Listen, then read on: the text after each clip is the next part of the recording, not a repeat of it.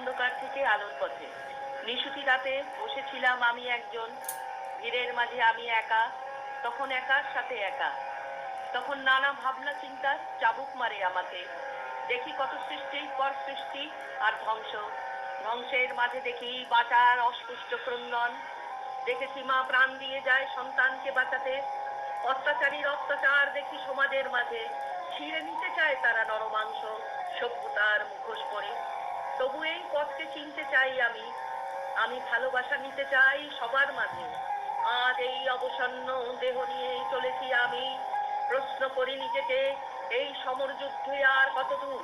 আমি চাই ধানের শীষের মতন তুলতে, শালবনের মাঝে চাই হারিয়ে যেতে। সমুদ্রের ঢেউয়ের উচ্ছ্বাসে চাই হাত বাড়াতে, বাংলা হওয়ার সাথে চাই ভাও হতে। টুকরো টুকরো মেঘের মাঝে থাকবো আমি ছবি হয়ে। রাতের অন্ধকার ছেড়ে সূর্য আবার এগিয়ে আসে। এসো চলো, আমরা সবাই ফিরে যাই আবার সেই ধানের শীষে গায়ের মাঝে।